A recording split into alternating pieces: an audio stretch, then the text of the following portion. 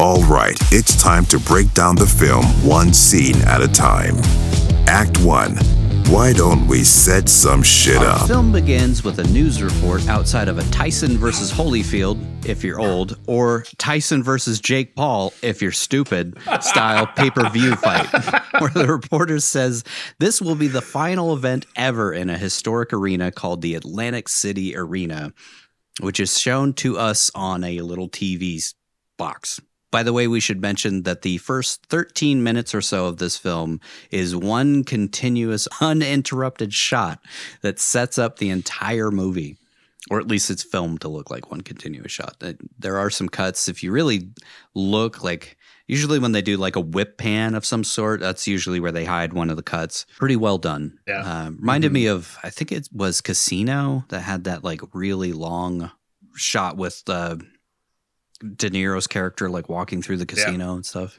I figured there were a couple of spots where people walk in front of the camera that there was a hidden cut maybe and stuff. And yeah, probably. It was still really well done. Yeah, for sure. Like I said, at one point it was 12 minutes of one continuous cut. Yeah. So, and it's all the parts where Nick is going full Cage. Yeah.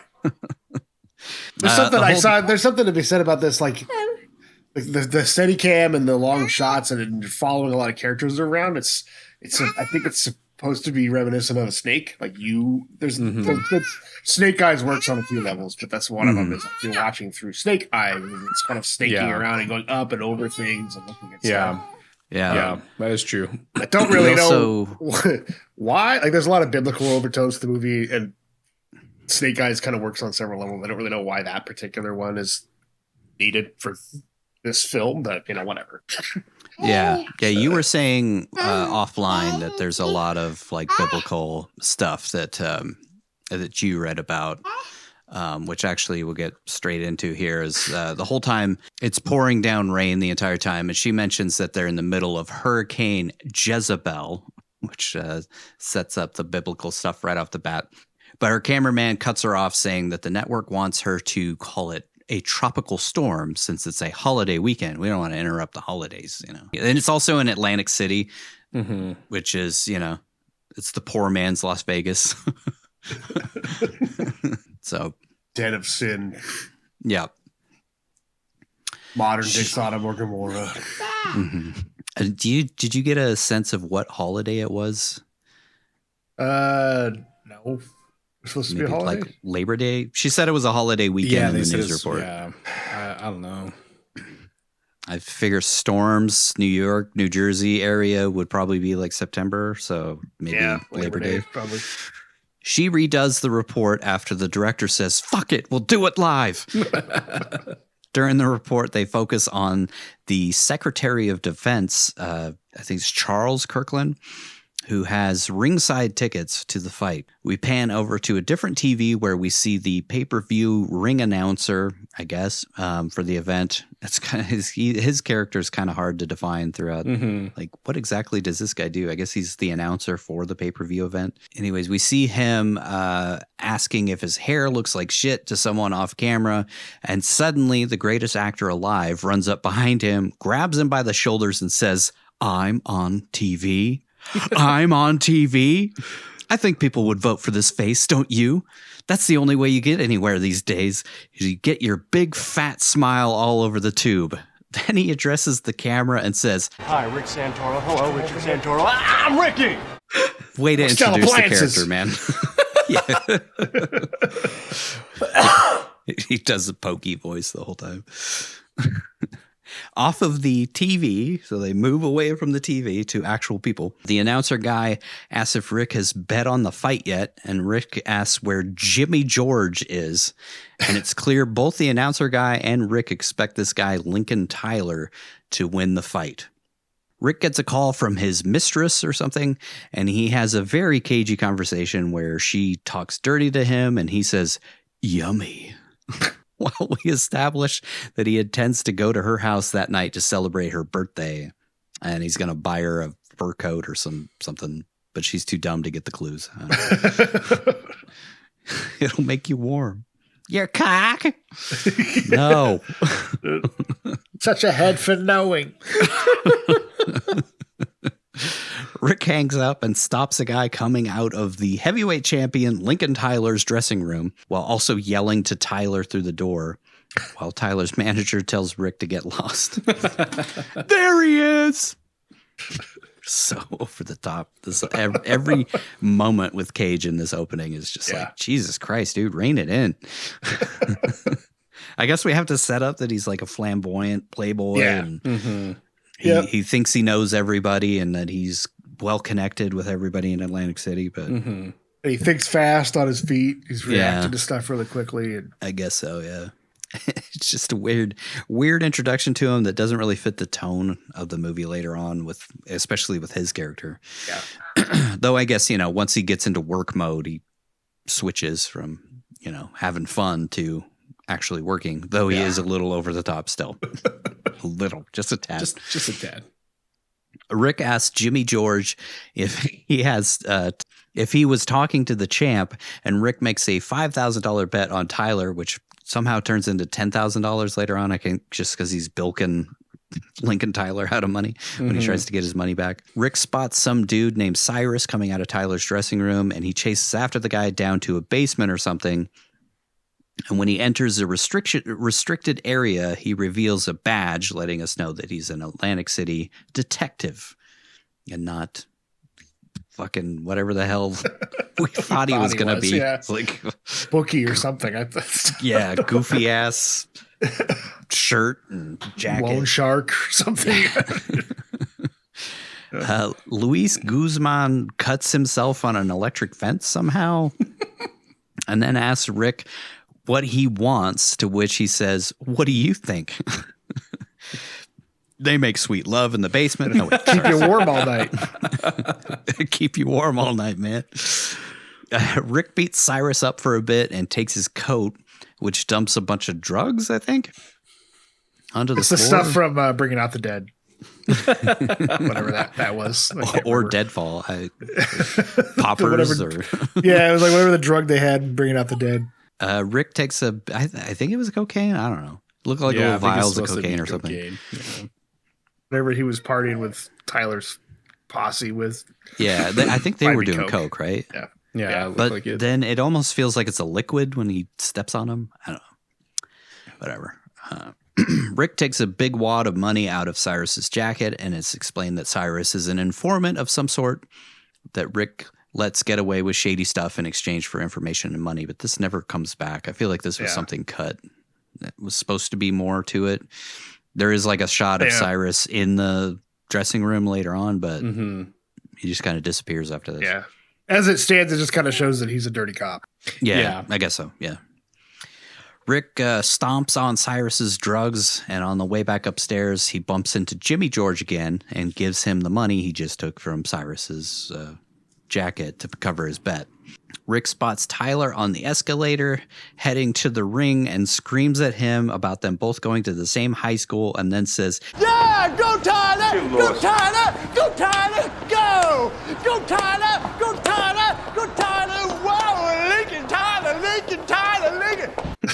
She's like, what the fuck, dude? Rein it in. I feel like that's what happens when you give Nicolas Cage his head. To use a horse term, and just let him do something for 12 minutes.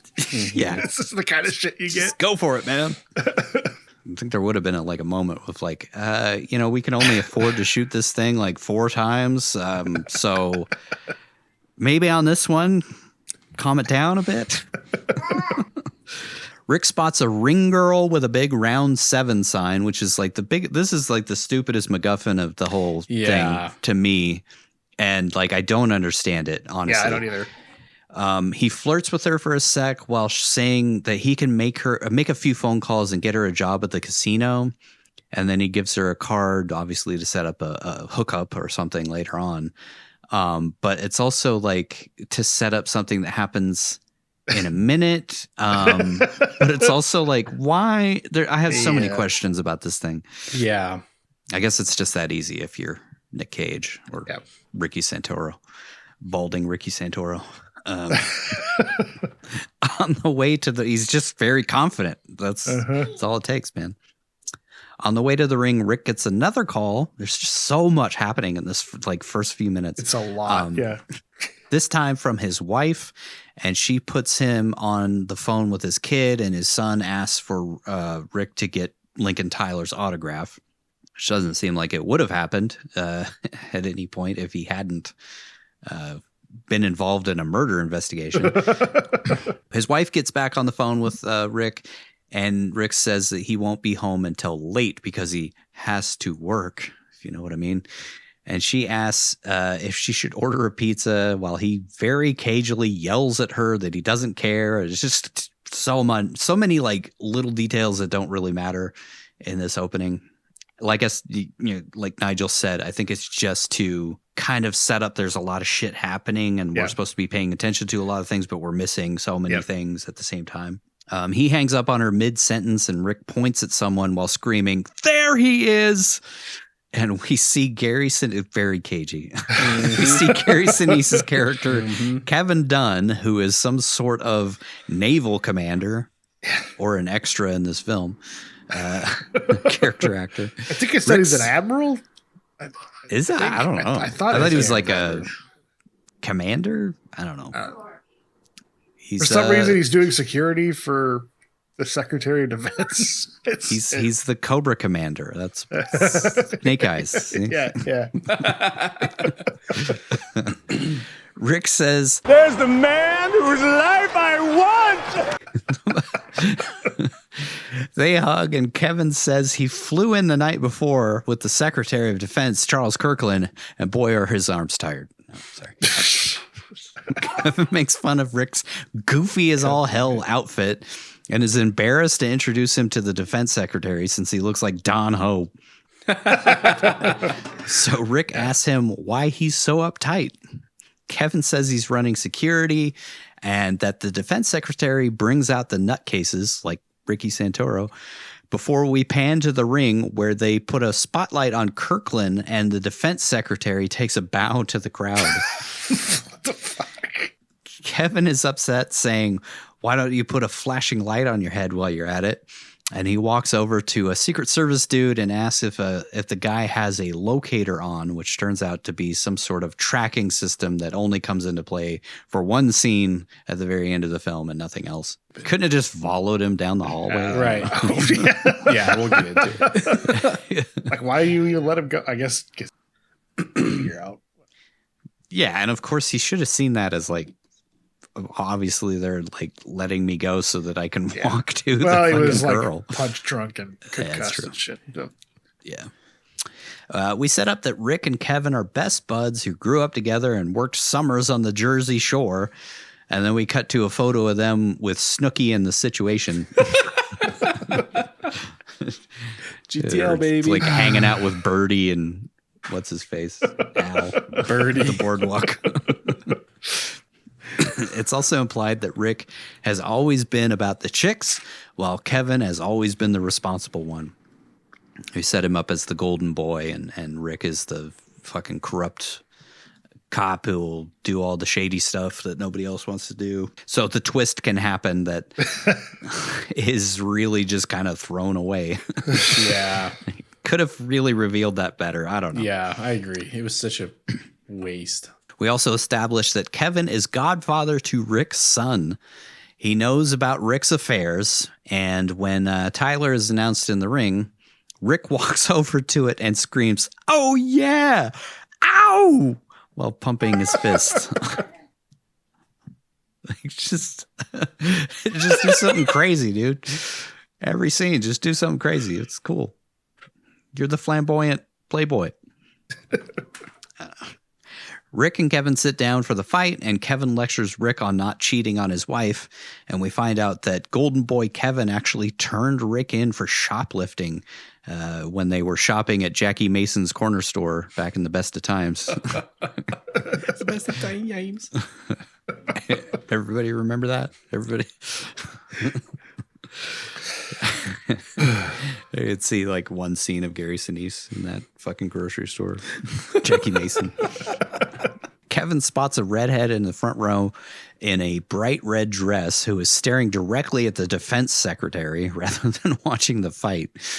Kevin points her out to Rick saying, "Does that seem right to you?" While Rick says, "Kevin, that is right in so many ways." Kevin says it's weird that a beautiful woman would be alone at a fight sitting in the front row, while Rick dismisses it. Kevin tells Rick he should leave the sewer of Atlantic City behind and come work in D.C. for honest money. Yeah, right. But Rick loves the sewer since everybody knows him and loves him. And he has dreams of running for mayor someday. Rick says he's just trying to get him to come, work Secret Service so he can guard the former First Lady out in her house in Ohio. Imagine if this version of Nick was in guarding Tess. Just would have socked her in the face at some point. Rick says, Because I was made for this sewer, baby, and I am the king! It's kind of insane how over the top Cage is in this opening compared to how he is later in the film. Yeah. Like I said, he's working later on, especially like after he finds the twist, finds out about the twist. Yeah. He goes very, very like, stoic. It's kind of like maybe this is his night off, it's fight night. Yeah. He's just letting loose a little bit. While guess. still wheeling and dealing on the side and making some cash. I thought it was maybe their way of trying to make you think he's incompetent. So as the story's unfolding, you're surprised that he's actually pretty fucking good at his job. Yeah. It's like the Columbo style setup. Like, who is this bumbling moron? And then he's like fucking a genius. Yeah. We hear on a radio that the fight seems to be one-sided towards the guy who was supposed to lose. And suddenly Kevin heads over to the woman in red to confront her. He asks to see her ticket, but something major happens in the ring off screen, causing everyone in the crowd to jump up, and the woman hightails it out of there since she was late for a Miss Frizzle from the Magic School Bus audition or something. Kevin gives chase, but the camera whips back to Rick, who gets a call from his mistress again, then a call from his wife, and he hangs up on both because the fight started. A woman dressed all in white, wearing glasses with a blonde wig, sits down in Kevin's seat while Rick ogles her ass and says she can sit in his lap. This is a detective with the police department. It's like Bad Lieutenant. Yeah, exactly. She says help, please. Working an investigation. Murder department, police department. She says she just needs 1 minute, and he says he only needs 1 minute too. If you know what I'm saying. She turns around to talk to the defense secretary while saying, "It's in my pocket." And Kirkland asks if she's the one who's been writing to him. It's in my pocket. We cut to Rick reacting to Lincoln Tyler nearly knocking out his opponent in the ring before panning over to a balding dude with long hair who seems to have a listening device of some sort in his ear, who suddenly stands up and screams, "Here comes the pain, baby!" I don't think we're supposed to know that he has that listening device in this opening scene. You just kind of see him do this, but fairly clear, especially on a rewatch. Lincoln Tyler gets knocked to the ground, and Rick screams that he's a bum before we pan to the woman in white, telling the secretary, "You're the one who's going to be sorry," while Rick listens on, because we missed part of that conversation between them. Rick gets a phone call again. The caller tells him to look for his lucky number in the crowd, which reveals the ring girl holding up round 7, which is the first round of the fight. She's obviously going to lose this job. And she's in the crowd. What are you doing? What the fuck are you doing, bitch? What a weird, I don't know. This is whole very strange to me, but Well, to real quick to touch on Nigel's point about the 7 deadly sins, the 7th sin is wrath or wrath, not wraith, wrath. So kind of fits the theme, revenge and all that. Wraith. Yeah. Wraith. Sorry, I was thinking of Halo. We also, if you look closely, see a guy with a gun next to the door. There's a lot of misdirection in this opening. So you're paying attention to the girl with the 7, but if you look just over her shoulder, there's a dude with a fucking gun aiming through I don't know what you would call that thing. It's like a marquee that he pushed out the he breaks the glass on it to then just blatantly put his rifle out. Yeah. Suddenly we hear a silenced shot and Rick feels blood on his cheek. He looks around before realizing the Secretary of Defense has been shot and the woman in white is standing over him. Blood spurts out of Kirkland's neck and another shot rings out, hitting the woman in the arm. This is all kind of like slow mode in this shot. Kind of the end of the one take. Rick pushes her to the ground and chaos ensues in the arena as everyone runs for it. Rick pulls his gun while the woman in white struggles to get her glasses, which are crushed on the ground by the stampede. She grabs an envelope and runs for it. She, could have worn contacts that night. It's an important assignment here. She grabs an envelope and runs for it while Rick notices that Lincoln Tyler, who was supposed to be knocked out, reacts to the gunfire. Tyler and Rick lock eyes, which gives Rick the clue, the first clue that the fight was fixed. Several more shots ring out and the crowd runs for the exits while the score goes just absolutely apeshit.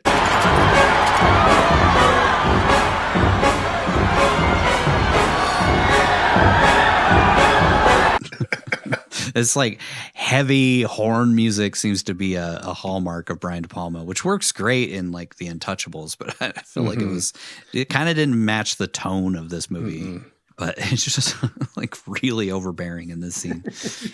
Rick spots Kevin from across the arena and yells to him that the secretary has been shot. Rick knocks some press guy out for taking pictures of the dying secretary on the ground, and when Kevin gets to the scene, Rick says there were 2 hits and tells Kevin about the girl in the white dress. Rick yells for security to shut down the arena and to not let anyone leave while the woman in white tries to get through the exit but is stopped, so she runs for it again.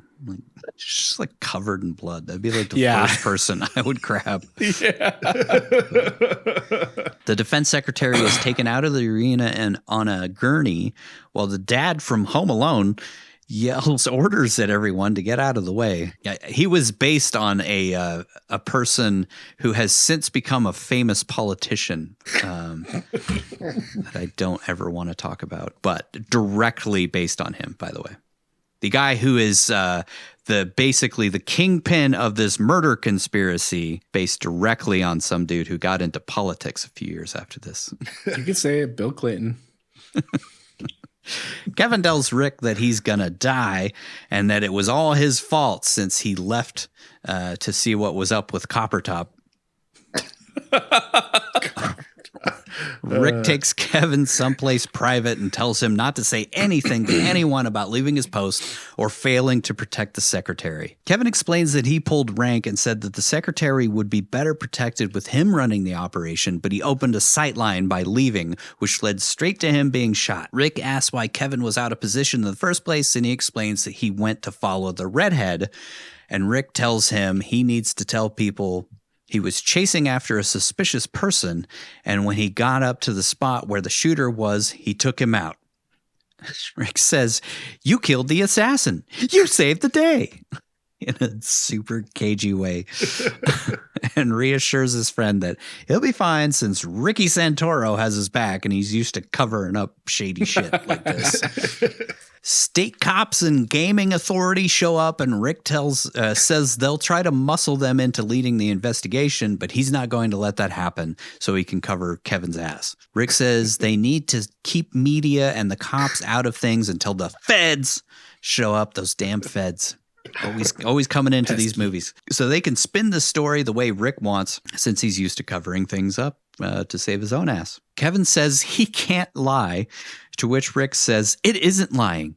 You just tell him what you did right and you leave out the rest. Rick takes control of the scene and tells the head cop of the gaming authority or whatever what went down, while asserting that he will lead the investigation since he was sitting right next to the secretary when the shooting happened. He says the arena is Atlantic City jurisdiction and not the casino, since I guess eventually this is going to become a casino, but it's not right now. It's like an arena attached to a casino. It is attached to a casino, yeah. Mm-hmm. I think it's just going to be I don't even know what it's being expanded into. Some space station, I think, like based off of that model we see later. Yeah. I'm guessing a bigger casino and hotel, like the rival something out of Vegas, I guess. It looked like something out of like Soylent Green or it did. I was like, what the Space fuck? Elevator or some weird shit. it's a really weird the like Millennium Project or whatever they were calling it. Yeah, they call it the Millennium. It's going to become the Millennium. I think it was going to be like a big ass like pyramid casino hotel thing. But, I think just expanded into a gigantic hotel casino. Huge monument to gambling and sin and all that crap. The wrath of God comes down on it. Yeah. You mean Wraith? Yeah, the Wraith. The Wraith of God comes out of it. Wraith attacks the space elevator. Wait, no, we're talking about Halo. Anyways, the cop guy says that he'll back off until the FBI shows up. Rick tells security to hold everyone who was at the fight at the doors until the feds show up, and Rick screams, "Those are 14,000 eyewitnesses." Which, like, I would expect a lot of them probably already got out in the amount of time that they've taken to get to this point. It would be a panic. Everybody's panicked because there was gunfire. So a lot of people probably got out. Like thousands of people probably got out. If they're watching everybody who was in the arena, how the hell does the girl get through the fight? She just runs through the crime scene later on and then out through into the casino. That was one of my Coppola questions. Like, and why the fuck would she hang around? Just leave. You know? Yeah. Well, she can't get out. She tries to leave. There's like the one shot of her going to the door, and there's like people at the door, and somebody notices her because she's covered in blood. So she turns around and like goes into the bathroom to wash up. Yeah, but then when she gets into the casino, why not just walk through the doors? The casino's locked down too. Yeah, although the people there don't know what happened in the arena apparently. But one of my questions is like, okay, why is the casino still running? Like, why is it still functioning? I guess we know why, but like in the moment, it's like, okay, so somebody was just assassinated. There was like a terrorist attack in the adjoining arena, and like, the casino is just continuing operation. They just don't let anybody leave. Yeah, money never stops, man. Got to keep that money coming in. Yeah, old people got to have to play like a place to smoke and drink. You know, bring that oxygen tank into the casino. God damn it. We've all seen it. We all see it. Kevin asks about the woman in white, and Rick gives him her description while saying that she had a small envelope of some kind. Kevin goes on the hunt for the woman while Rick yells at Lou, the pay-per-view announcer, not to do a news report about the shooting. It's like, because he's the pay-per-view guy, that he has access to the cameras and stuff. I don't really know what his role is. He's the pay-per-view guy. Yeah, but he's also later the guy who does the press conference. Yeah, but he has to get permission. He's kind of the exclusive media member for this event now, because Rick chased off everybody else. A lot of confusing details that don't need to be confusing for this opening. Lou says this would be a big break for him, since he doesn't want to be a pay-per-view announcer for the rest of his life, and he dreams about being a major reporter of some kind, which he is later on. He's like on the NBC affiliate or whatever. Yeah. Lou sweet talks Rick and says he can give him $2,000 if he'll let him interview people for the story. And Rick calls him a disgusting human being before immediately agreeing when Lou ups it to $5,000. While saying, "Congratulations, Lou, you're the guy." We cut to the woman in white, who should be the easiest person to call a suspect since she's completely covered in blood.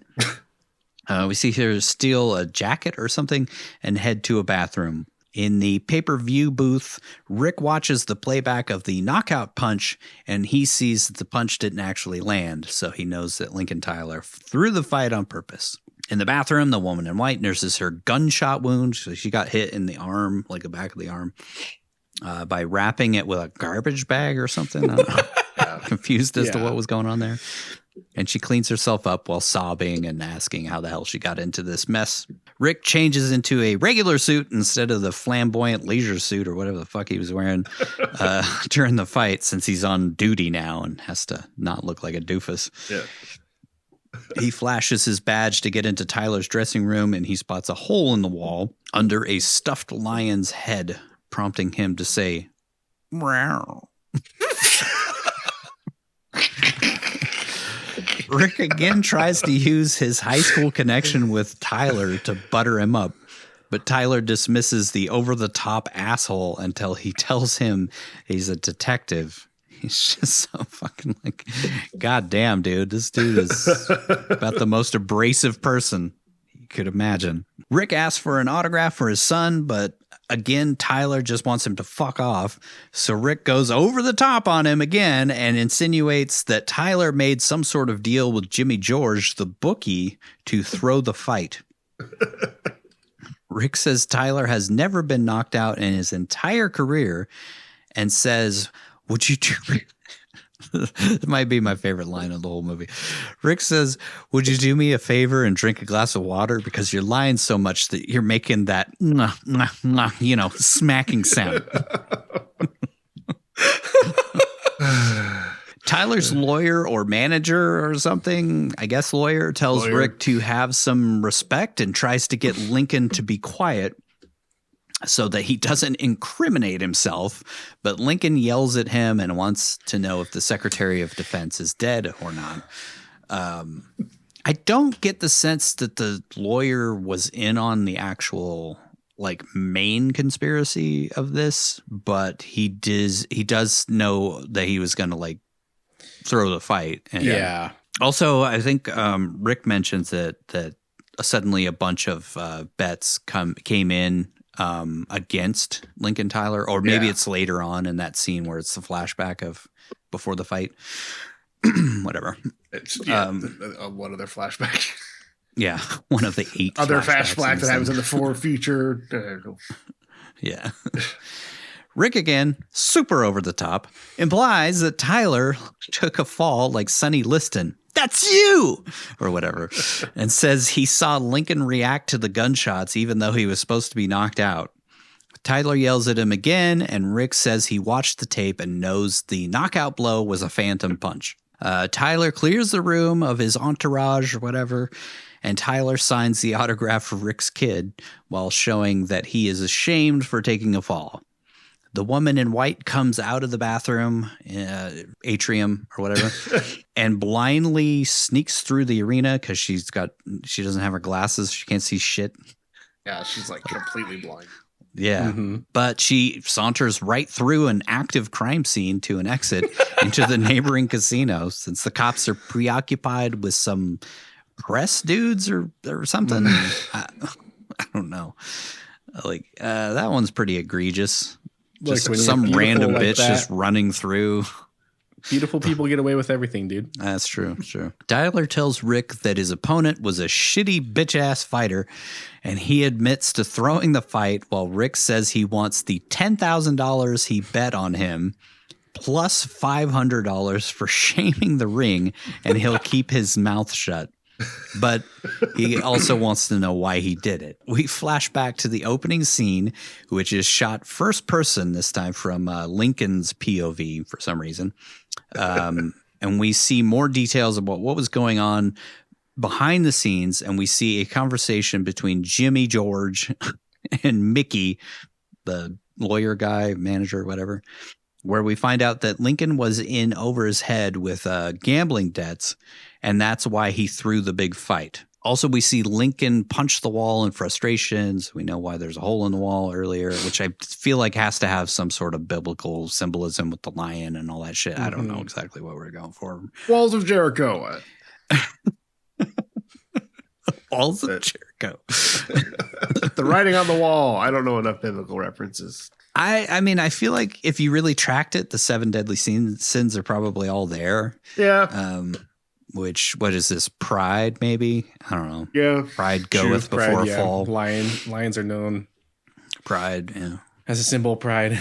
They roll in prides. Also, we see Lincoln's side of Rick's interaction with Jimmy George and Cyrus from the hallway or wherever, where he's screaming at him from the hallway. Tyler says the people who set this all up said they'd square everything up with his debts and it would set him up for a rematch, which is where the real money is. He's saying all this to Rick. He also said that there was a guy in the first row who would tell Tyler when to take the fall, which turns out to be that redneck-looking dude who screamed, "Here comes the pain," in the opening. Rick finds out that the redneck guy had an earpiece in, and we see that Lincoln almost accidentally knocked his opponent out 5 seconds into the fight because this dude is a total bitch. They completely paint him as fucking horrible at fighting. Yeah. Which I'm like, how would he get a fight with the heavyweight champion if he was this shitty? Anyways, his opponent was able to get up and he was able to throw the fight exactly the way that they wanted, which was to fall back into a corner, which makes it clear that the fix on the fight was also connected to the assassination. We see the shooting again, and Tyler says no one was supposed to die and that she never said anything about that. Rick asks who, and it's revealed that the redhead from the front row was the one who told him to take the fall. I'm trying to think, I'm trying to tie this to all of the seven deadly sins too while we were going through that. And the only one that I can't really get is sloth. I don't really understand if sloth is represented at all. Gluttony, because they got the fat guy. Well, I mean, sloth could be just, I don't know, casinos in general. Yeah. Yeah. Act 2. It's about time we had some conflict, wouldn't you say? We cut to Lou interviewing Kevin for pay-per-view or something, and Kevin shows a picture of the assassin who is a Palestinian who was linked to extremists who were upset over the sales of missiles to Israel. Wow, things really don't change, do they? Timely. Kevin reveals that the assassin left a note, but he can't disclose what's in it until after it's been studied by an investigator. Rick pulls Kevin into a room in a 70s sci-fi film set. I think it's supposed to be a room with a model of what's going to be replacing the arena, but it's just a really strange set with a giant model of, like we said, it's like a space elevator or some weird tower. It's like Logan's Run or something. There's a lot of weird rooms in this arena set. Whatever. Why the fuck does Lincoln Tyler have just like animal heads all over his wall? Like, why does he have a private apartment in this arena? And the place where he locks What's-Her-Face up in is just like some weird sheet metal storage that one's area. really weird. That one is, All the doors are like flexible and shit. Yeah. What the hell? Rick, it's odd when you can tell when it's like, okay, they're on location for an arena shoot, they're on location for the hotel scene, the casino scenes, and then it's like sheet metal, low budget sci-fi set room that they're in. Rick lays out everything he knows so far and that the shooting is a conspiracy with at least 5 people involved, but Kevin tries to throw Rick off the scent by saying the assassin was a well-known terrorist who might have known about the test the Navy did in Norfolk. Rick wants to know more, but Kevin asks why Rick is chasing leads when they have the shooter, and Rick says because he wants to be mayor someday.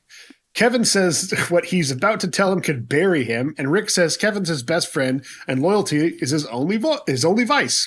But Kevin says that the missile test they did in Norfolk went incredibly well, and the new weapons could save tons of soldiers' lives, so he and the defense secretary and all his men were ecstatic, so it caused Kevin to drop his guard, which led to Kirkland's death. Spoilers. We see his POV of approaching the redhead, and she says she snuck down to the front from the nosebleeds after he chases her down when she runs for it. And we see him checking her out, and she flirts with him, but Lieutenant Dan gets distracted when he hears some glass breaking and silenced gunshots from nearby. And we see him shoot through the wall and kill the guy, which seems a little dangerous in a crowded arena, but whatever. Just immediately shoots, too. Yeah. He says, I was 3 feet away from a known terrorist, but I had my eyes buried in some broad's tits. Rick says that she was definitely in on the plan and that there was there to distract him. Or more succinctly, he says, that was the plan, to give you a boner and you got one. Kevin says he'll stay looking for the woman in white while Rick searches for the redhead, and Rick says he's going up to surveillance to see if he can spot any of the people they're looking for in the casino, and we switch to following Kevin as he heads into a restricted area. The music gets super ominous, and Kevin looks like a T-1000 for a lot of this and the rest of the movie. Does a really good job. Like no emotion once he goes sinister. Yeah, I guess it's another one of those Snake Eyes things. He looks very reptilian. Gary Sinise just kind of has that face, but coming up, I guess, once the switch happens, it's like he's very menacing and cold, and it's like a snake prowling around when they do these shots of him walking around looking for people. It's revealed that Kevin's not only part of the conspiracy, but he's the ringleader, and the redhead and redneck guy are both working for him. It's revealed that the terrorist guy was in on the plan too, but Kevin left out the part where he planned to kill him and pin the entire plot on him and Mohammed Banir.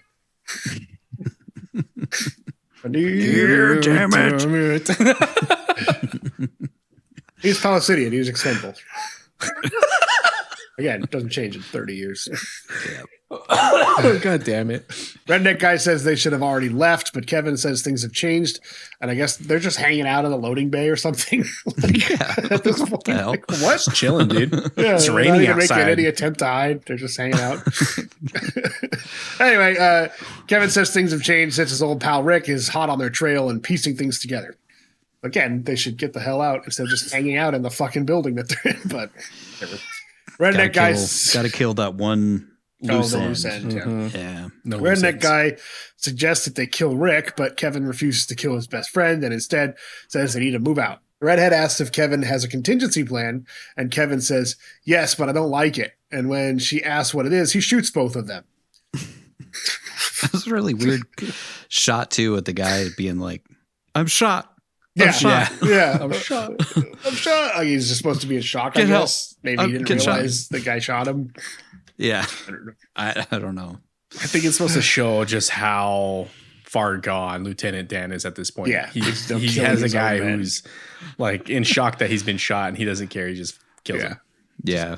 He started his whole spoilers journey to like make sure that people serving weren't killed or saved and stuff, and now he's actually killing his own subordinates. You know, Mhm. whatever. Yep. In surveillance, I get like he shoots them in the like. There's no cameras in this loading area. I mean, I guess he No, would they be don't on have- control of that, but like it seems really sloppy to just kill 2 more people in the Yeah. location that's completely cordoned off and under. It's also being searched by other police agents instead of these 2 guys. It's construction area, dude. They don't have cameras out there. Yeah. I mean, I would feel like that would be like one of the number one places you would put a camera just because people could, steal things from there. There's an exit right there. Accidents There's a happen. door. There's an open Yeah. like bay door Exit. that just leads out. Mhm. And it's a secure entrance from the arena to get down there and Yeah. presumably back in. But no cameras. Don't No think about cameras it. whatsoever. Don't think about it. There's a lot of things that are just kind of convenient in this movie. Mhm. In surveillance, that guy Lloyd Christmas and Harry Dunn killed with rat poison in Dumb and Dumber tells Rick that they have cameras everywhere, so they'll definitely find the people he's looking for. Again, he's like hanging out up in this camera room, and like no one else has come up to help investigate. Like it feels like Rick's the first person to come up and actually ask to look at the surveillance and stuff when they have this gigantic police presence, supposedly canvassing this hotel and arena. Well, he's running the show, so he would be the one. He's the lead detective, so he'd be the one reviewing it, not some beat cop. yeah, He kind I of guess. shut everybody out and made it to where nobody else could do anything until the FBI shows up. The I think feds. more of later when he goes up to the skybox or in the arena, and that camera guy's just hanging out there too, and it's just like Yeah. It's like it seems like no one's come up to actually look at the surveillance yet. My department, the FBI, what are they doing about this? God. Still, dude, I think that's the worst fucking line I've ever heard in a movie ever. Anybody want to tell me what my department, the FBI, is doing about this? Fuck you. All it needed was like we're the feds. We're supposed to be better than this. Stupid. They spot the woman in white on the casino floor, and we see her watch the report Lou did with Kevin on the TV, and it's clear that she knows he's in on the assassination attempt. The woman in white flirts with that one fat guy from that thing, Malcolm in the Middle. The only thing I know him from. Yeah, same. It's been Craig. so many like random things as kind of the fat guy with glasses. She asks him if he has air conditioning in his room. Kevin meets with Lincoln Tyler while Rick and the surveillance guy track the woman in white who is heading to the fat guy's room. Also, we see that Kevin's men cleaning up the bodies of the 2 he shot earlier.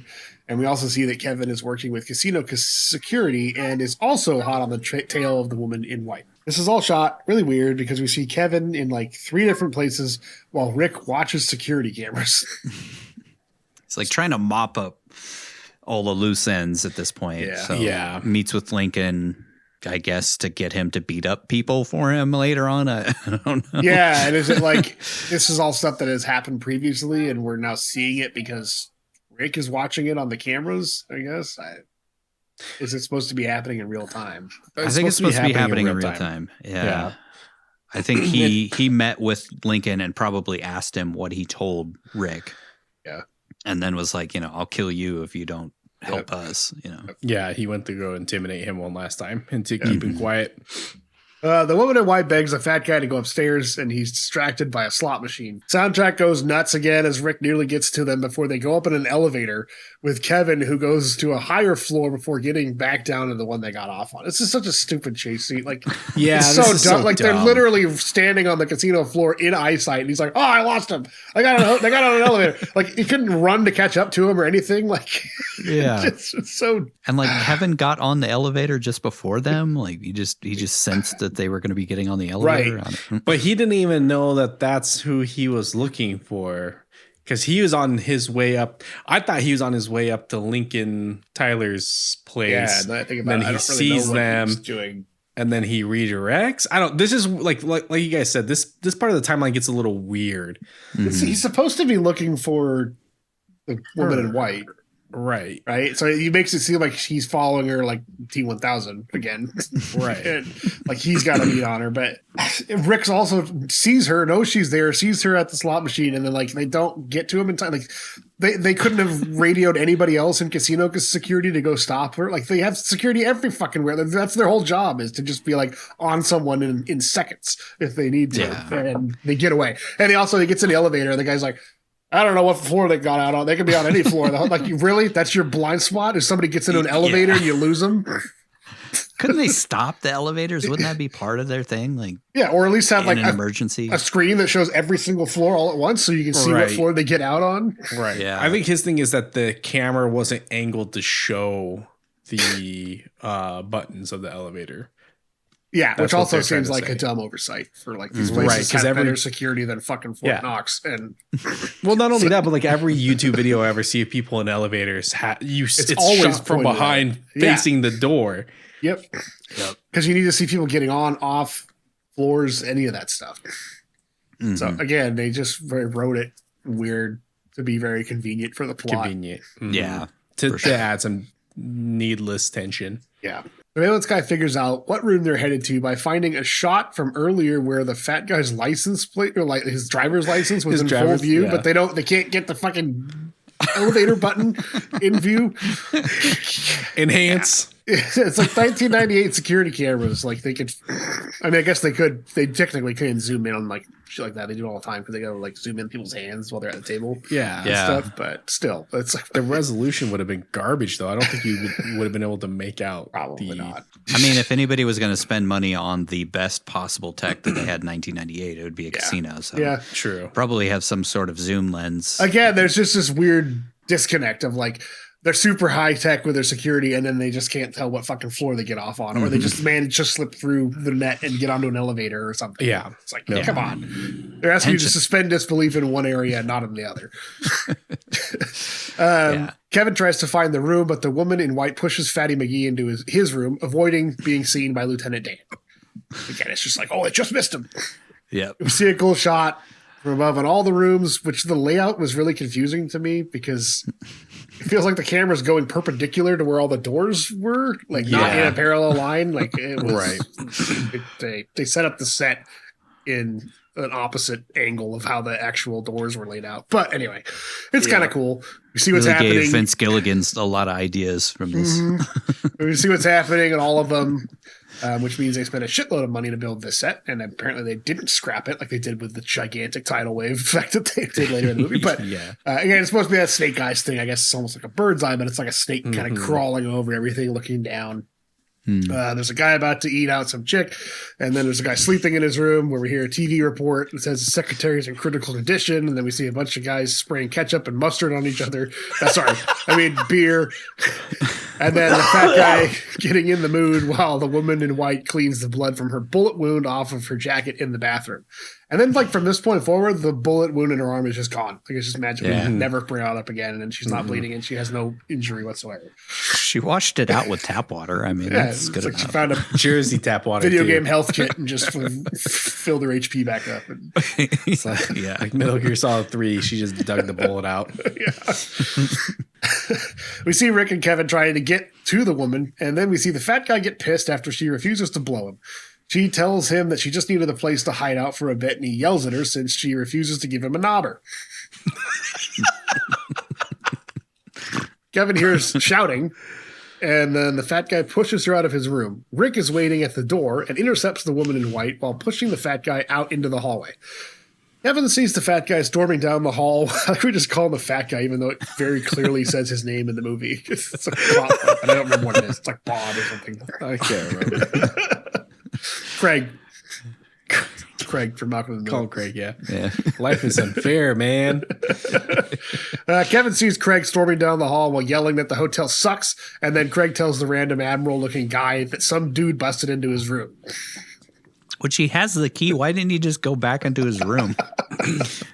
He's a pacifist, man. Didn't run down the hallway and I was gonna say, Rick had the badge, right? Didn't he flash it to him or something? Like I don't know. I was gonna say, I don't he pulls think that so. on him, but I think Kevin pulls a gun on him or when he gets in there. Anyway. Yeah. Convenient. It's so the story can happen. Yeah. It's some more tension because he's right outside the room. And then they somehow fucking teleport and get away. Yeah. How did they fucking get away? Kevin's like, what guy? Where? And then the fat guy leads him back to the room, which is only like 10 feet away. And once they get to the room, Kevin pulls out his gun with a silencer on it. Like as the camera pans back, you hear like the door shut. Mm-hmm. And then it pans around the corner and they're just not there in the hall. They just like left the room and disappeared down the hallway. They're completely gone. Took him a long time to storm down the hallway there. Right. Yeah. You know, he's fat. He's slow. He's out of breath. He's angry. So they get to the room. Kevin pulls out his gun with a silencer on it, which is even a red flag to this random fat guy. And then they see that no one's in the room. Kevin asks what the guy who busted in looks like, and we cut to Rick and the woman in the stairwell. So I guess we just assume that Kevin killed the guy. I guess. I don't know. I don't know what we're supposed to assume there because it's like, why would this random Navy dude be there? And why does he have a gun with a silencer on it? Very strange. So that seems like it would trigger a series of events where he'd either have to pay that guy off or just kill him. Kill him. Dead in his room, and hopefully they could before anybody finds out.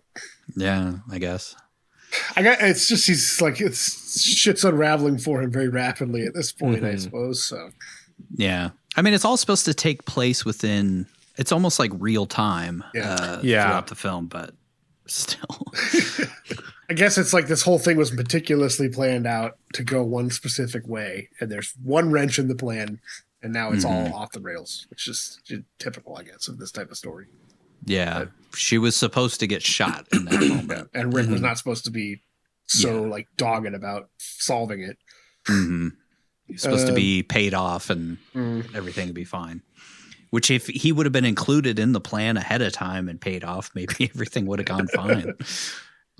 No, I think Kevin knows he's like, that's a step above what his moral compass would allow him to do. He's okay with petty stuff. Supposed to just be like, oh, a random terrorist shot the secretary and I shot the terrorist and job well done here. That's it. Mm-hmm.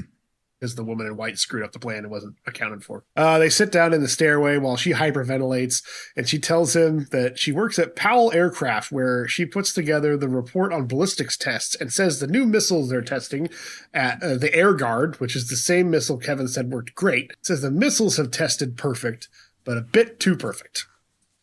Because the tests were never perfect, and that she sent an anonymous email to Secretary Kirkland that she suspected the tests were doctored and that Kirkland told her to get him proof. He told him that she got the proof, and Kirkland told her to bring it to the fight and give it to him in person for some reason. And we flash back to the opening scene again. Just because so he had a plausible reason to be out in public, I guess, and the random person could come up to him. I guess a way of making her feel safe because yeah. There's no way they would kill him and her in such a public setting, right. But of course they do.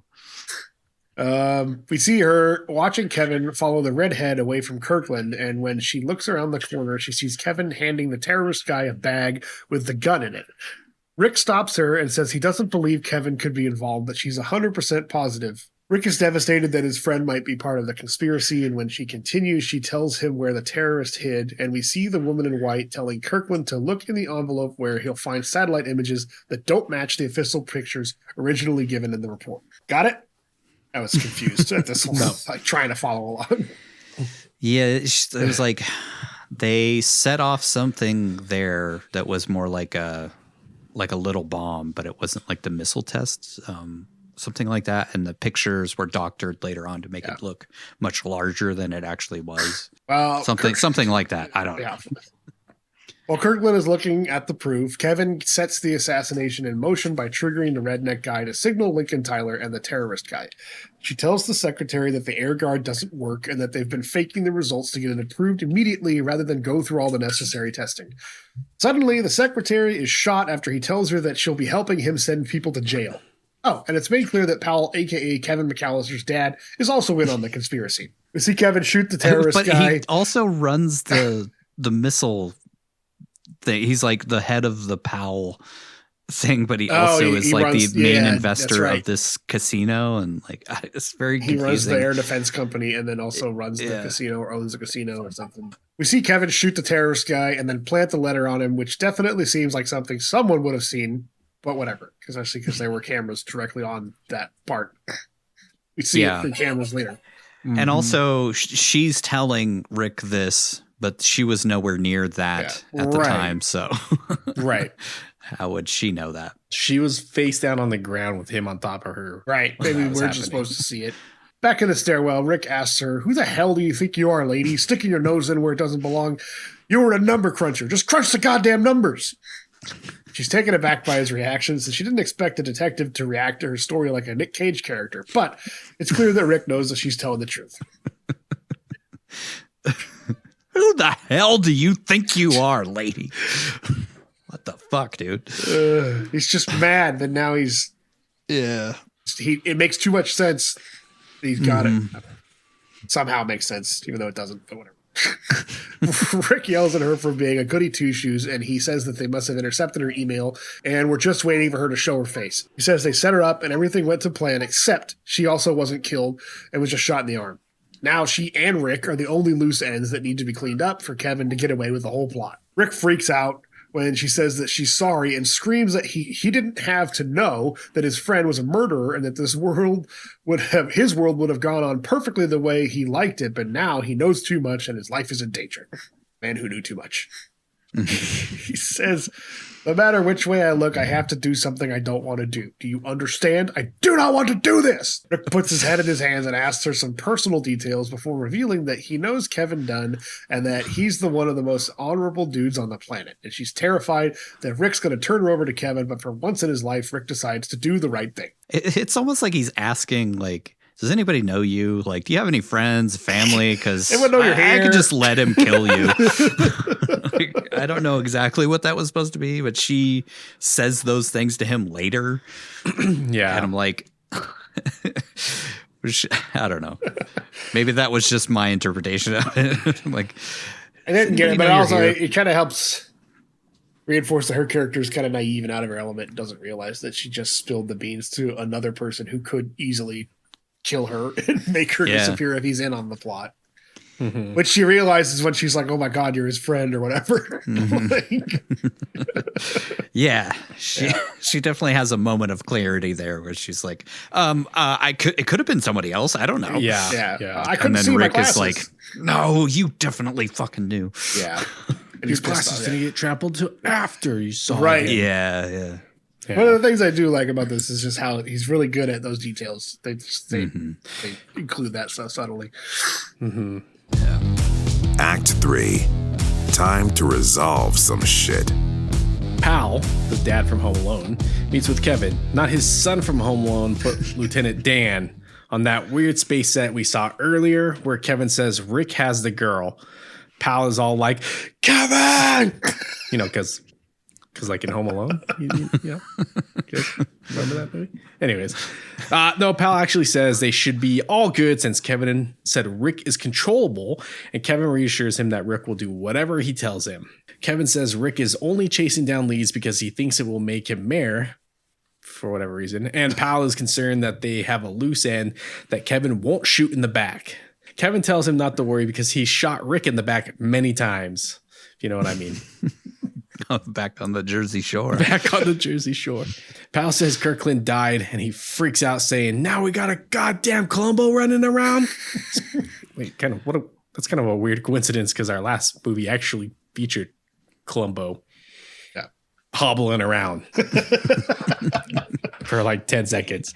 Definitely wasn't running anywhere. No, he was not. I just missed him by seconds, didn't I? John Hurd does his best Nicolas Cage impression and delivers a crazy over-the-top performance, saying that this is not the plan he invested in. And the plan I bought, that prairie populist who is criminally dismantling the entire armed forces, goes down. The disloyal employee, she goes down with him. The fanatical terrorist, he takes the rap. The Air Guard missile contract is approved, and I get enough money to finish the goddamn millennium. It was a good plan.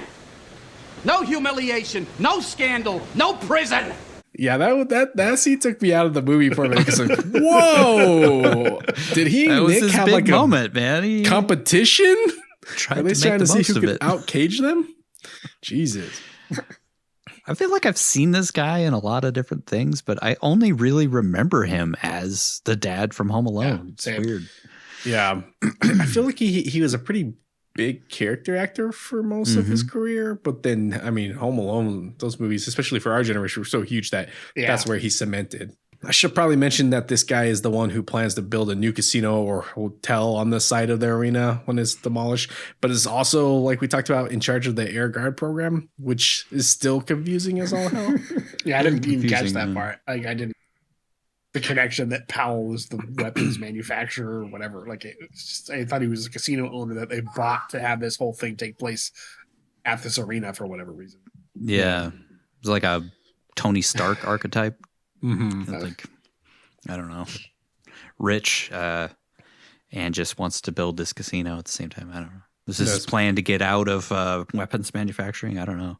It's a confusing thing to throw in. Yeah. Yeah. I guess you just had to like combine. It would have been cleaner if it was just, he was the hotel owner and that Rick or Kevin had this plan that he would just be able to buy him in and have this happen at his hotel with some help with his Millennium Project or whatever. That's what I thought was happening. Yeah. Kevin reassures Pal he'll take care of it, since once the girl's gone, the only people who know about the plan will be him and two men he trusts. Pal is confused since there were 4 until Kevin blasted them, and Pal wants to know if he's on the acceptable losses list as well. Just you and that fat guy. Is. Yeah. I do love the way he reacts to that. Like, am I on that list? Yeah, you're definitely, he'll kill you. Spoilers, though, this guy never gets busted. No. He actually makes it out, but they do say that he's being investigated later on. I don't think Rick would have pieced together that he was in on the plot. Yeah. Because again, it doesn't make any sense. Yeah. We cut to Rick hiding the woman in white in some sort of like weird garage Millennium Falcon cargo hold or something. Yeah. And the woman in white like freaks a set out. from like Batman Forever or something. That's so true, dude. Oh man. God, that is true. Tim Burton set. Yeah. And the woman in white freaks out since, like the rest of us, she's not sure if Rick is going to kill her or give her to Kevin so he can kill her or actually try to help her. We also should mention that in the previous scene, we saw that the rotating ball / logo that was on the casino has blown off the building in the storm. And it's pointed out to us again on the CCTV feed that Rick walks by near where he stashes the girl, which is also weird. There's like a line of TVs up there for some reason, but whatever. Maybe that's their idea of the future. It's like the one security camera that they have in this random loading area or whatever the hell this supposed to be. I don't know. It's such a strange thing. I feel like it was like a makeshift shed or something. Yeah, I feel like they constructed it just for the reshot ending and they had to make it work. Yeah, so they were probably just out of money and they just made some cheap set. True. Mm-hmm. In the hallway, Lou runs up to Rick and gives him the $5,000 he said he'd give him if he let him break the story on pay-per-view or whatever. And Rick seems conflicted since I guess he's turning a corner on not being a piece of shit anymore. Rick wanders into the arena, then to the ring, and flashes back to the opening of the film again, where he remembers the call he got from the dipshit ring girl about looking for his lucky number. He remembers seeing an indoor blimp of some sort with an eye on it. So he heads up to a control room where he finds out the blimp has a camera attached to it, and no one else knows about it besides the control room guy. Again, convenient. Like, this is a pay-per-view broadcast. Everybody would know about that fucking thing. Yeah. And it's like that part only exists so that he understands that, like in the script, that thing only happens just so this can happen. It seems the number 7 girl, which is like, she's a ring girl. Why was she in the crowd to begin with and waving the ring? Why is she holding that goddamn number? Right. I don't. Yeah. Because even if you try to like rationalize it with that was Kevin's way of getting Rick's attention to make sure he didn't put himself in the line of sight to be fired. Yeah.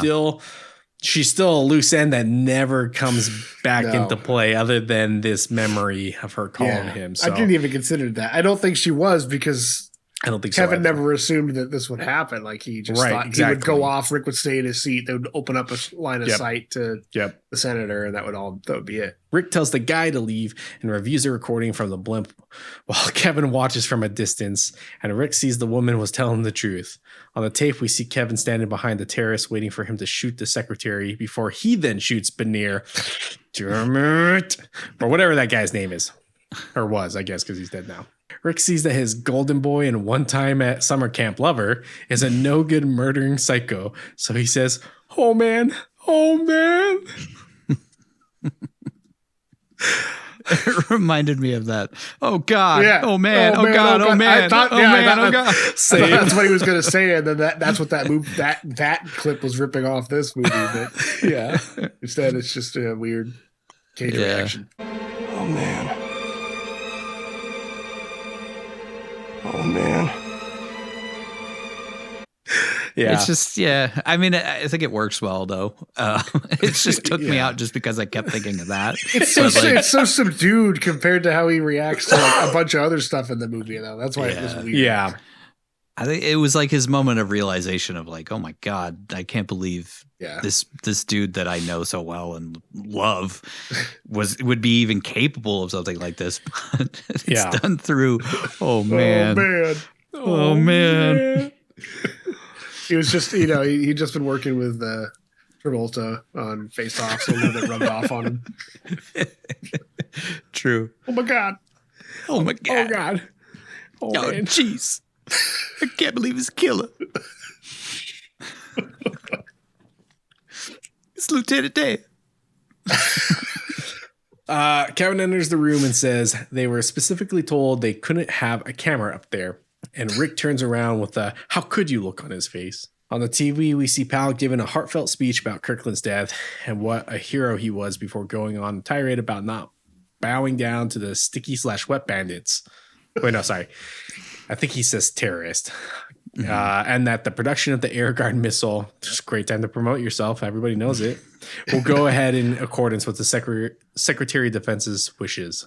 I was like, wasn't that a top secret thing? It wasn't even actually like finished. That's what I would assume, is that it wasn't something that was in the media because it's a secret project. But yeah, but then you just announce it on pay-per-view. Look, dude, when you got your opportunity to shine, you take it. Rick asked Kevin why he decided to make him his stooge. He says, I knew you could be bought if anything went wrong. No offense, pal, but I never thought you'd get as far as you did. Rick is devastated and says, you underestimated me. I'm Pickle Rick. No, sorry. Couldn't help myself there. What he actually says is, you're my best friend. You used me, made me a sucker, and that hurts me because I would have done anything for you. Anything. He didn't say the last part, but he did say he'd do anything for him, which is actually surprisingly Cage's best delivered line in this entire film. You're my best friend. You used me. Made me a sucker. And that hurts me. Because I would have done anything for you. Kevin asks where the girl is, and Rick says she was just trying to save lives like Kevin used to. Kevin shits on Rick for being a dirty cop and says he's been protecting the country and having to make tough decisions like choosing whether to let a whole ship sink or let 28 men drown on a ship he was on that was hit by a missile. Rick says he understands. He once had to watch as his entire crew was eaten by shitty CGI sharks.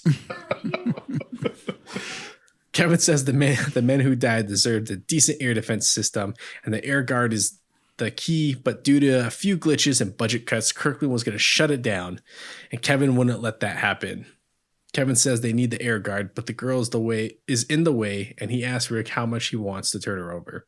Kevin asks, how much is it going to take for you to look the other way, the way you have your whole life? 300 grand? 500? 750? $1 million?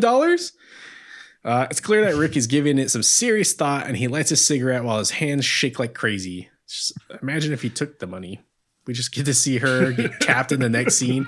We cut to Rick on a beach somewhere getting a knobber from the ring girl with the head for no one. Awesome. That's a great way to finish out the movie. So what were you trying to tell us with this film? Yeah, you know, money buys happiness. That would be the Paul Schrader script. Paul Schrader ending. Just cuts to a fucking TV screen with static and a 9 Inch Nails score. Pay-per-view guy cutting it down. Rick spots the bloody $100 bill he took off Cyrus earlier in the film, which is now on the floor of the control room for some reason. I don't know. I think he was paying back I got it. pay-per-view guy. Yeah, the right. pay-per-view guy gave him that money to put on. It's the reminder of blood money he soaked his life in, I guess, and this is the moment where he leaves that behind. Mm-hmm. But how did it end up on the floor? Yeah, I was confused too. Room? Like, I get the symbolism of it, I think, but like, how is it up there? Yeah. I mean, it's the most obvious symbolism possible in that moment. I guess I feel like that's this whole movie in a nutshell. It's like there's symbolism in it, but it's like, why? Like, it doesn't make it. Yeah, I've heard De Palma. I haven't watched a lot of De Palma movies, but I've heard that one of his criticisms is style over substance. And I feel like this movie is I would agree with that. Much that. I think that's a fair criticism of him. Yeah. Rick says, I never killed nobody, to which Kevin says he won't have to since he'll do it. Kevin erases the evidence from the blimp cam while Rick continues to think. Eventually, Rick says, I mean, that's a shitload of money, but I can't do it. And he tries to stop Kevin from erasing the footage. Kevin pulls a gun on his old pal, and Rick is shocked that his best friend would ever do something like that to him. Kevin takes Rick's gun, and it's clear he's devastated that Rick won't take the deal. Kevin begs Rick to reconsider, and Rick says, what about Tyler? If he talked to me, he'll talk to somebody else. And on cue, again, we see Tyler standing in the doorway with Kevin's thugs. He's just part of his muscle now, I guess. Kevin says, Lincoln and I have come to an understanding. You've got nothing, kiddo. Snake eyes. The house wins. Kevin again asks where the girl is, and Rick says, fuck you. It's pretty metal. I like that part. We cut to Lincoln beating the ever-loving shit out of Rick in the spot where Kevin killed the redneck and the redhead, which is actually funny enough coming to CW this fall. Redneck and the redhead. Even while getting his ass beaten, Nick manages to go full Cage, calling Lincoln a girly man and asking if he's really the champ. This is really the champ here? Is he really the champ? Kevin begs Rick to just take the deal, take the money, while saying he'll never be able to be mayor since the press will dig up all the shady shit Rick has done, his affairs, etc., and that his wife will leave him and he'll never get to see his son anymore, which is foreshadowing the unnecessary epilogue of this film. Kevin screams for Rick to tell him where the girl is, which prompts Rick to spit blood on Kevin's ribbons. Kevin knocks him out and takes the tracking device MacGuffin we saw in the opening of the film off of one of his security guys and puts it on Rick's back. This is one of the funniest fucking parts of the movie. If you notice that he like spits blood all over his ribbons and then he wipes off the ribbons and they're clean in the next scene. Yeah. Like they're fabric. I don't. I mean, I'm sure, it worked. Next, Kevin lifts Ricky's head while saying, if it was anybody but me, you'd be dead. Well, Rick looks like he looked at the wall at the end of Vampire's Kiss. It was the most jarring thing when he pulls his fucking his head up by the hair, and he's just like, he's supposed to be unconscious. Just reminds me of like when I grab my dog by her scruff and yank it back and her face gets all so fucking I love some of the acting decisions he makes. Just incredible. The decisions that Nick makes sometimes are just so good. Okay. Oh, all right. Oh god, I had to pause the movie because I started laughing so hard I was almost puking. Kevin and his crew leave Rick on a pile of something while saying they'll be back in half an hour.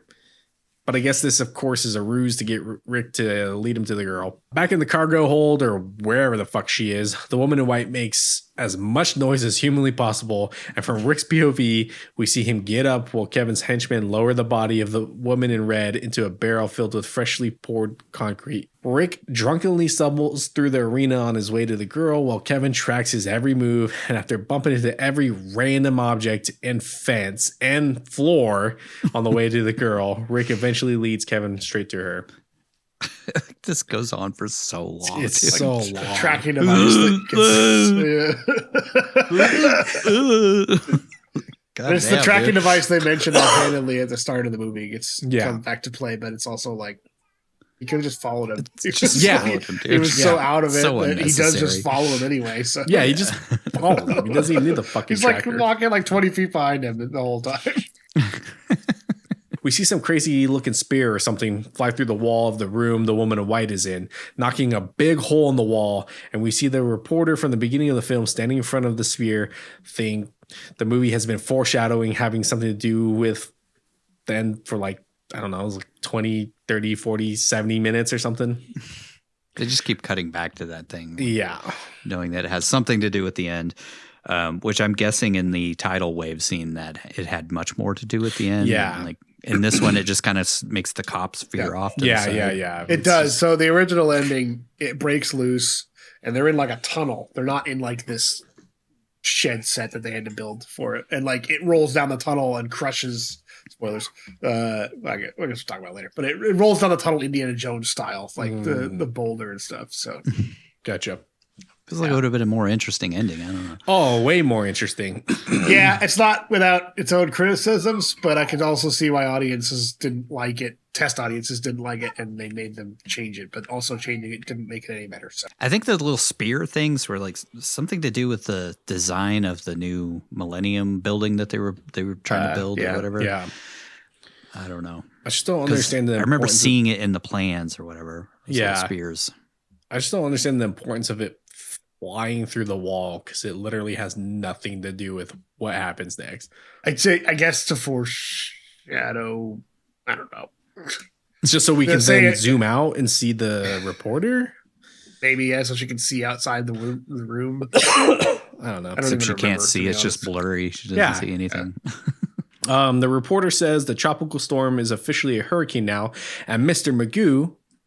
Rick, makes goofy noises as he reaches the door where the girl is hiding while Kevin follows behind. Rick spots I couldn't Kevin. tell, like, was he trying to say something or was he I think he was trying to say her name. Yeah, I thought, but I'm like, I don't think her name's ever been said. So they I never say, they never give her name. And the shitty DVD I have didn't have subtitle options, so I couldn't tell what he was supposed to be trying to say. He's trying to say, he was trying to say girl or something because that's all he knows her by. Maybe. All right. Anyways, Rick spots Kevin's shadow behind him thanks to a lightning flash, and he turns around to confront his former best friend. So is there like a skylight or something in this garage? How does he see lightning in there? Who fucking knows? Who knows? We can barely hear Kevin over the loud as hell score as he tells Rick to tell the girl to come out, but Rick refuses. More succinctly, he says, no, I won't tell her on lock. So Kevin screams at him, get out of the way. Gary Sinise was Really channeling Nick in that delivery. The girl hears the psycho screaming outside the door, so she picks up a pipe or something. Rick lets Kevin have the girl and puts up his hand since he saw on the CCTV we saw earlier that the police are now on the boardwalk where the news crew is reporting just outside the door because they know fuck it. The spear thing starts rolling down the board. I believe at this point this is all reshot ending, so yeah. Kind of garbage. Yeah, you can tell. Yeah. It makes sense why it's terrible. Well, the sphere thing starts rolling down the boardwalk, and suddenly a huge wave comes over the wall and pushes the spear at the cops, who swerve to avoid it, which causes them to crash into the garage or whatever the girl is hiding in. As Rick opens the door, Rick and the woman in white dive under the cop van as Kevin shoots at them, which busts out the cop van window. The cops pull their guns and tell Kevin to drop his while he tells them that the woman is a suspect and is a threat to the security of the United States. The news camera crew come into the garage, because why not? Well, Kevin begs Rick to tell the cops that he's telling the truth, and Rick says, "Just look, Kevin, you got snake eyes." Kevin looks at Rick shocked before looking around at the scene, realizing he's caught, and then shooting himself in the heart. He pulls a Bud Dwyer and shoots himself live on TV. And then Santoro says, "Hey, man, nice shot." Put that in there for Patrick. I don't know if anybody would get it. All right, we'll it's pretty deep. It's two deep cut references. It's a deep cut reference to something that happened in, what was it, the 80s, right? And then 70s, a reference to a song that happened in the 90s. Yeah. We cut to a montage in the future where we watch exactly what Kevin said would happen to Rick go down. He gets honored for exposing what happened and saving the girl. Then the press finding out about his corrupt ways. Then we see Lou, who's now working for an NBC station, reporting on Rick being indicted before cutting to Rick running for it. Literally, like running, like just takes off like a bitch. Yeah.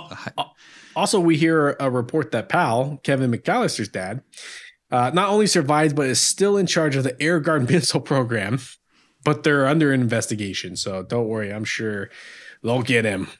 Oh, yeah. That's what happens to those people. Yeah. Yeah, they really get their just comeuppance.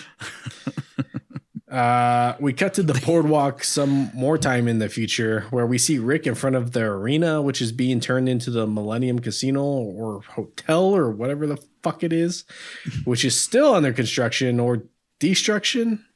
Don't know. Deconstruction? Like they're just deconstructing the arena and constructing. I thought they were constructing it at this point.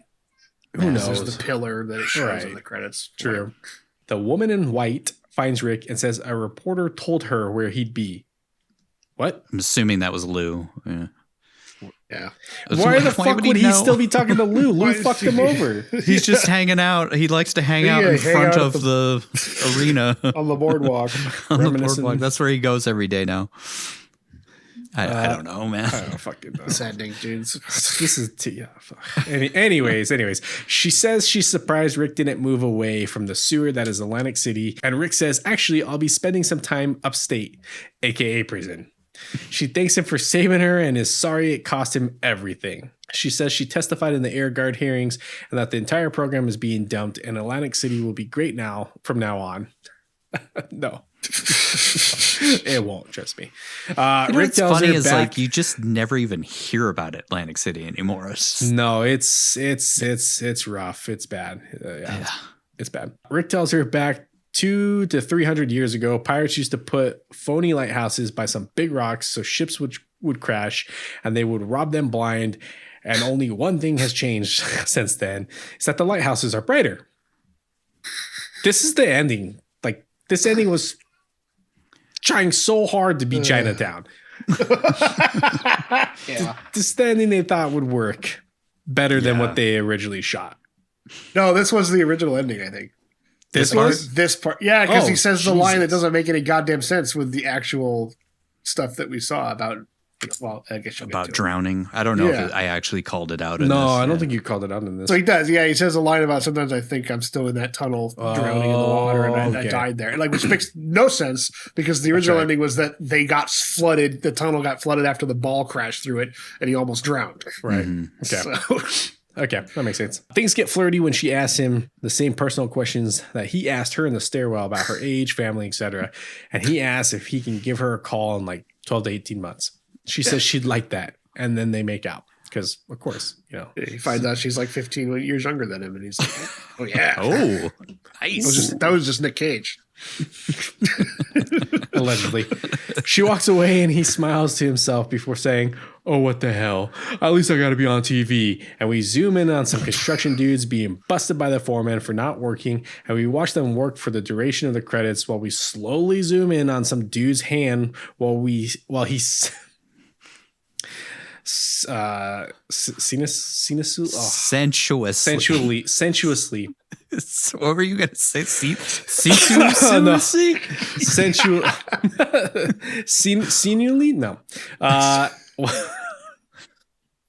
And we watch them work for the duration of the credits while we slowly zoom in on some dude's hands while he sensuously strokes a concrete pillar before revealing the ring the woman in red was wearing embedded in it. The end. Got fucking then ice shows up and snake eyes. Yeah, that's it. It's your lucky crack pipe.